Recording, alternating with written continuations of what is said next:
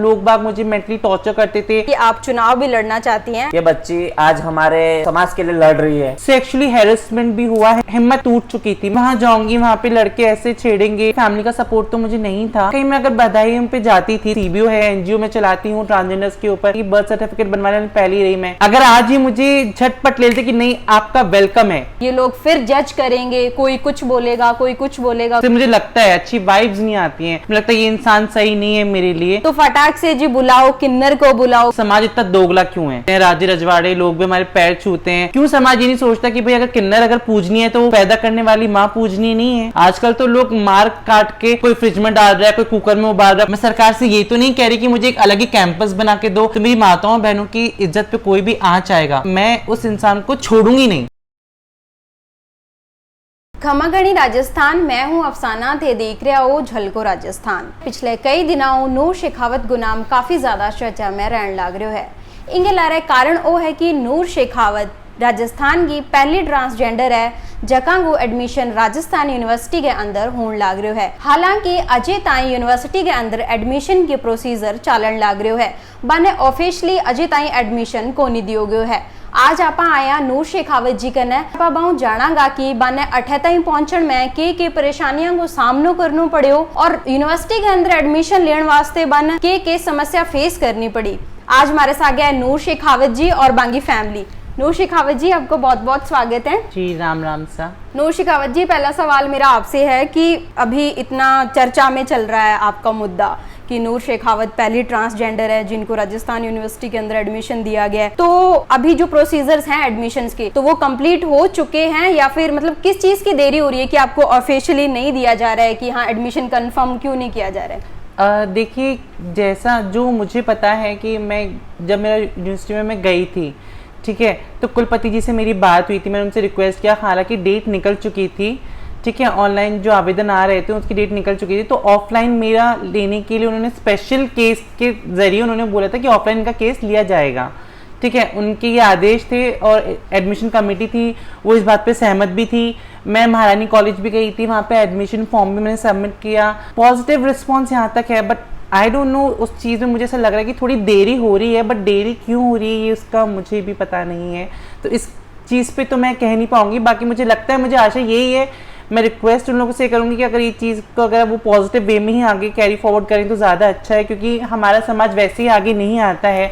जैसा कि मैंने आपको बताया था कि वो लोग आगे आने से डरते हैं, जैसा कि मेरा समाज है। आज मैं अगर खुल के सामने आई हूँ, आगे आके अपनी बातें, अपने मत रखे हैं मैंने, तो आशा यही करती हूँ कि मेरे चीज़ों को इनको समझा जाएगा, उनको सराहा जाएगा। मैंने सुना था कि आपने 12वीं की पढ़ाई 2013 में ही छोड़ दी थी। हाँ, तो ऐसे क्या कारण रहे कि आपने 2013 में पढ़ाई छोड़ दी और जो 12वीं तक, मतलब मुझे पता है कि बहुत ज्यादा प्रॉब्लम्स आई होगी आपने जब 12वीं तक पढ़ाई करी, तो ऐसी कौन सी चीजें थी, क्या फैमिली ने साथ दिया 12वीं तक की पढ़ाई करने के लिए, और फिर 2013 में आपको पढ़ाई क्यों छोड़ देनी पड़ी? आप वहीं से आगे कंटिन्यू क्यों नहीं कर पाई? देखिए, जब मैंने 12th पास आउट करी तब तक क्या हुआ था ना कि मैं स्कूलिंग जो मेरी थी, स्कूलिंग की जो मेरी लाइफ थी, तो वो बहुत ज़्यादा डिस्क्रिमिनेशन, स्टिग्मा से भरी हुई थी। मतलब लोग बाग मुझे मेंटली टॉर्चर करते थे, सेक्सुअली हैरेसमेंट भी हुआ है मेरे साथ स्कूल में, बट मैंने कहा नहीं, कभी किसी टीचर को नहीं कहा, कभी किसी घर के किसी मेंबर को मैंने कहा नहीं इतना खुल के कि मेरे साथ ऐसा ये सब चीज़ें प्रॉब्लम होती हैं, क्योंकि मैं ये सोचती थी अगर मैं ये चीज़ें कहती तो वो सामने वाले का जो रिएक्शन है वो पॉजिटिव नहीं आता था मेरे लिए ना। मैं अगर टीचर्स को कहती तो टीचर्स कहता था कि बेटा आप थोड़ा मतलब आप ऐसे रहिए, लड़कों के अटायर में रहिए, थोड़ा लड़कों की तरह बिहेव कीजिए। वही सेम चीज़ घर वालों का भी था। तो कहीं ना कहीं समाज को समझाने में मेरा जो वो जो टाइम गया है, तो उसमें कहीं ना कहीं मेरी हिम्मत है ना पूरी टूट चुकी थी। मैंने सोच लिया था कि आगे मुझे पढ़ाई परस्यू नहीं करनी है, तो वो एक डर के कारण मैंने आगे फिर पढ़ाई करी नहीं। क्योंकि जब मैं 12th में थी तो मैं स्कूलिंग ही बहुत कम जाती थी, एक डर सा मन में मेरे बैठ गया था कि वहाँ जाऊँगी, वहाँ पे लड़के ऐसे छेड़ेंगे, तो इतना डर था। मैं स्कूल जाती थी, मेरी परसेंटेज बहुत कम बनी, उस पर मेरी परसेंटेज, मेरी पढ़ाई पर बहुत बुरा इम्पैक्ट पड़ा, तो कहीं ना कहीं एक डर मेरे मन में बैठ गया था उस चीज़ को लेकर। तो फिर वही है, यही एक रीज़न रहा कि मैंने आगे पढ़ाई नहीं करी। उस टाइम क्या मेरे अंदर हिम्मत नहीं थी, अब मेरे अंदर में हिम्मत है समाज में अपना मत रखने की, तो अब मैं हिम्मत करके सामने आई हूँ और मैं आशा करती हूँ कि ये हिम्मत मेरे अंदर बनी रहे और आप लोग सब मेरा साथ दें। नूर जी, जैसे क्या है ना, सब लोग आ रहे हैं आपसे, बस यही सवाल पूछे जा रहे हैं कि आपने 2013 में पढ़ाई कैसे छोड़ दी। मतलब मेरा से एक थोड़ा सा हटके सवाल है, आपने अपने आप को मतलब कब एक्सेप्ट किया और क्या आपकी फैमिली ने आपका साथ दिया, या फिर मतलब वही जो सबकी स्टोरी होती है कि घर से निकाल दिया जाता है, या फिर समटाइम्स क्या घर से लोग भाग जाते हैं क्योंकि उनको टॉर्चर ही इतना ज़्यादा किया जाता है। तो प्लीज़ मैं आपकी थोड़ी सी स्टोरी जानना चाहूँगी कि आपके जीवन काल कैसा रहा। देखिए, जीवन काल तो मेरा ये रहा कि फैमिली का सपोर्ट तो मुझे नहीं था कहीं से कहीं तक भी, बट उन्होंने मुझे रखा, स्कूलिंग करवाई, उसका मैं एहसान मैं कभी नहीं भूलूंगी। बट वो दिन जो मैंने निकाले हैं साथ में रह के, वो मुझे पता है मैंने कैसे निकाले हैं। 2017 से मैं अपने किन्नर समुदाय के लोगों के साथ रह रही हूँ उदयपुर में। तो इनके साथ जब मैं रह रही थी तब मुझे लगने लगा, तब मुझे फील हुआ कि मैं अकेली नहीं हूँ, मेरे जैसे समाज में और भी लोग हैं।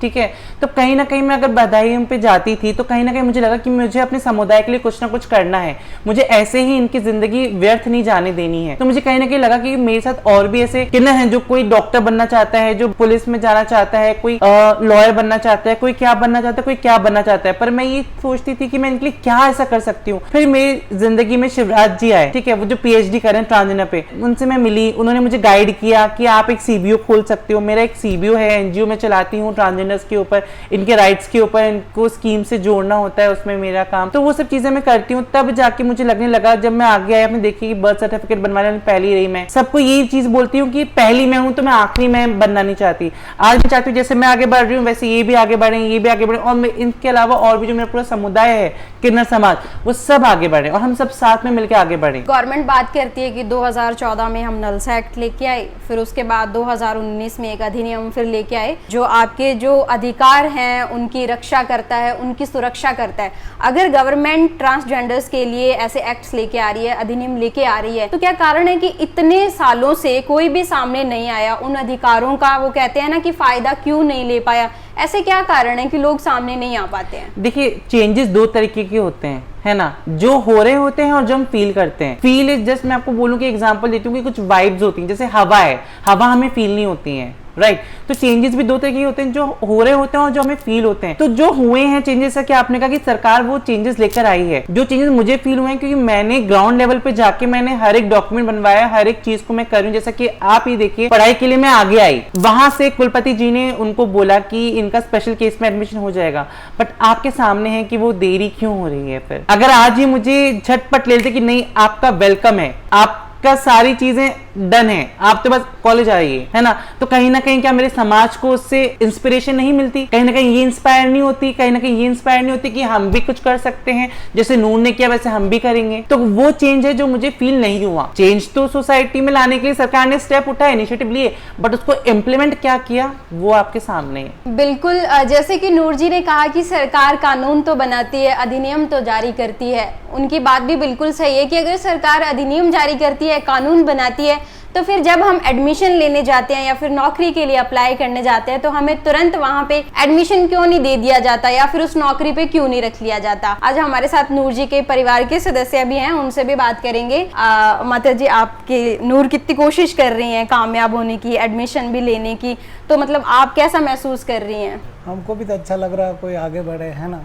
माता जी, आप कुछ कहना चाहोगे? नूर जी इतना प्रोग्रेस कर रही हैं, मतलब अपने अधिकारों के लिए इतना लड़ रही हैं, वो चाहती हैं कि मैं आगे बढ़ूं तो मेरे पीछे मेरे समाज के 4 और लोग आगे बढ़ेंगे, तो आपका क्या कहना है इस बात पे? हमारा ये कहना है, ये भी हमारे लिए आगे लड़ रहे हैं तो हम भी आगे बढ़े, हमारे समाज वाले भी आगे बढ़े, आगे वाले आगे बढ़े तो पीछे वाले भी आगे बढ़े। जैसे माँ बाप को अपने बच्चों पे गर्व होता है जब वो उच्च शिक्षा प्राप्त करते हैं या फिर पढ़ाई लिखाई में कुछ अच्छा करते हैं या फिर खेलों में अच्छा करते हैं, उसी तरह से नूर जी की गुरु आज हमारे साथ हैं, तो हम उनसे पूछेंगे कि उनको कैसा लग रहा है उनकी शिष्य आगे बढ़ने के लिए इतनी कोशिश कर रही है और दुनिया से लड़ रही है। जी नमस्कार, ये है मेरा चेला। मैं चाहती हूँ ये खूब आगे बढ़े, आगे हमारे बड़े बुजुर्गों का नाम रोशन करे। ये बच्ची आज हमारे समाज के लिए लड़ रही है, तो हम चाहते हैं खूब आगे बढ़े और खूब नाम रोशन करे हमारी बच्ची है। नूर, मेरा आपसे एक सवाल था कि जैसे आज भी आप जब बाहर भीड़ में जाती हैं तो आपको आज भी वो ऐसे डर लगता है? जैसे हम, मतलब मैं एज ए फीमेल जब भी मैं बाहर जाती हूँ जहाँ पे बहुत आदमियों का झुंड होता है, तो मुझे ना कहीं ऐसे अंदर डर सा लगता है कि यहाँ मैं अकेली हूँ। मतलब वो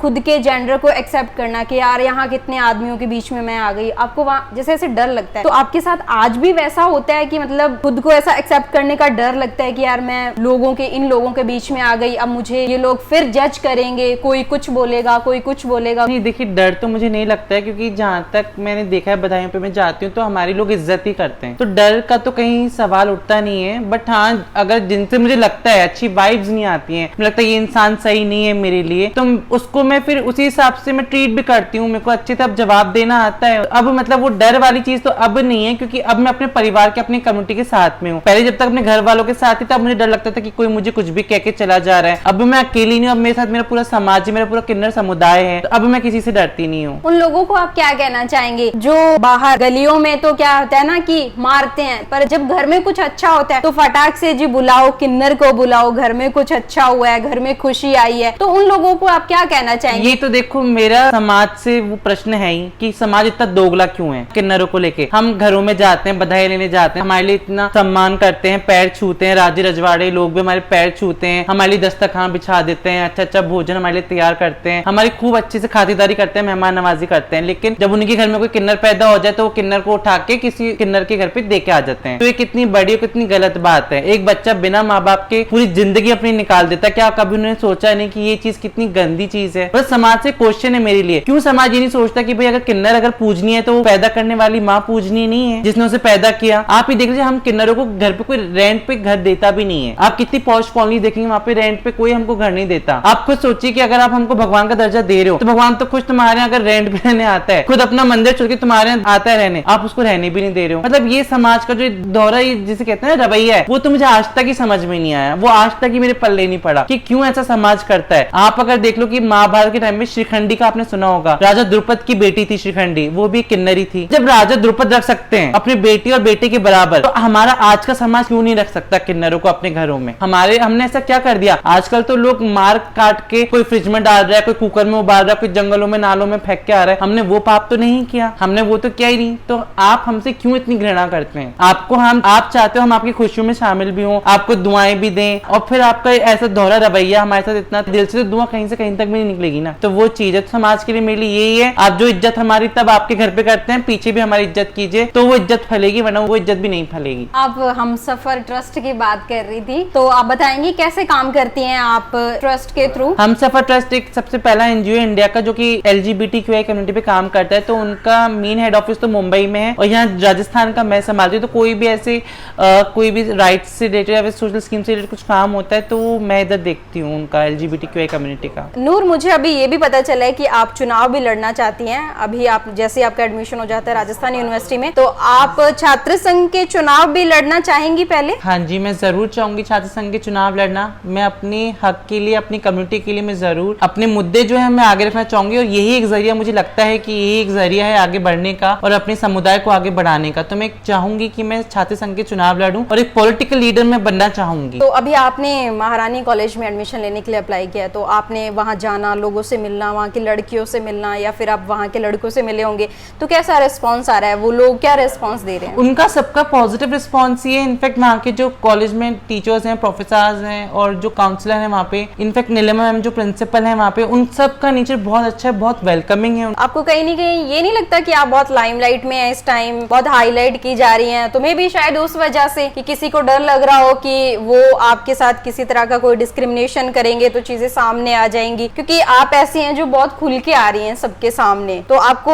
ऐसा तो महसूस नहीं हो रहा कि शायद वो जो सोसाइटी वाला दोगलापन है कहीं ना कहीं आपके साथ वहां भी होगा या फिर हो रहा होगा? देखिए, मैं उस सब चीजों के लिए तैयार होके ही मैंने ये कदम उठाया है अपना ना, जो ये कदम उठाया मैंने इतना बड़ा, वो मैंने इसलिए उठाया कि मैं समाज को समझा सकूं हमारे समुदाय के बारे में, और उनको बता सकूं कि देखिए हम भी आपके समान ही हैं। मैं कुछ अलग अपनी मांगे नहीं रख रही हूँ, मैं कुछ अलग हटके अपनी मांग नहीं रख रही हूँ।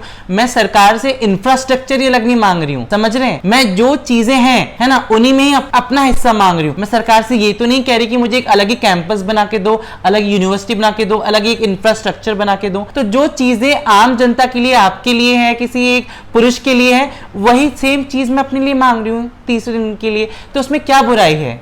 नूर जी, आपने बात करी कि आप छात्र संघ चुनाव भी लड़ सकती हैं। मान लो कि अगर छात्राओं ने आपको मौका दिया और आपको अध्यक्ष बनने का मौका मिला, तो आप महिला सुरक्षा के लिए या फिर उन छात्राओं की सुरक्षा के लिए जो महारानी कॉलेज में पढ़ रही हैं, तो उनके लिए आप क्या करना चाहेंगी? कौन से ऐसे कदम उठाना चाहेंगी उनकी सुरक्षा को लेके? देखिए, जैसा कि हमारा किन्नर समाज है, हम लोगों का क्या है ना, हमारा आगे पीछे कोई होता नहीं है। तो इस देश में जितनी महिलाएं हैं, ठीक है, वो सभी मेरी माताएं और बहनें हैं। तो मेरी माताओं और बहनों की इज्जत पे कोई भी आंच आएगा, मैं उस इंसान को छोड़ूंगी नहीं, है ना, चाहे फिर वो कोई भी हो, कोई भी मतलब कोई भी हो। अगर मेरी माँ बहनों पे कोई भी हाथ या उंगली उठाएगा तो उसका हश्र तो बुरा होगा। जब मैं अपनी कम्युनिटी के लिए लड़ सकती हूँ, तो मैं उन माताओं बहनों के लिए भी हमेशा तत्पर हाजिर हूँ। और आज मुझे बहुत अच्छा एक प्लेटफॉर्म मिला अपने समाज के लिए बात रखने के लिए। आज ग्लोबल एजुकेशन फेस्ट में मुझे इनवाइट किया गया। सुबह उनकी प्रेयर मीटिंग में वहाँ पे प्रिंसिपल्स आए हुए थे बहुत बड़े बड़े स्कूल्स के ऑल ओवर इंडिया से, तो उनको मैंने ओथ दिलवाई थी, प्लेज दिलवाया था। बिल्कुल, श्री राम जी ने कहा था कि जब भी घर के अंदर कोई भी मंगल कार्य होगा या फिर कोई बच्चा पैदा होगा तो वहाँ पे किन्नरों को बुलाया जाएगा। लेकिन हमारे दोगले समाज के अंदर किन्नरों को बाहर सड़कों पे धक्का मारा जाता है, उनसे मारपीट करी जाती है, गाली गलौज किया जाता है, उन्हें इज्जत नहीं दी जाती। और दूसरी तरफ जब भी घर के अंदर कुछ अच्छा होता है तो उनको घर के अंदर बुलाया जाता है। आखिर समाज में ऐसा दोगलापन क्यों है? हमारा आपसे यही सवाल है, क्यों नूर जैसे लोगों को अपने हकों के लिए लड़ना पड़ रहा है? आप सब लोगों की इसके बारे में क्या राय है, कमेंट बॉक्स में जरूर बताइए और हमारे चैनल को सब्सक्राइब करिए ताकि इसी तरह की खबरें हम आप तक लेके आते रहें। जय राजस्थान, जय भारत।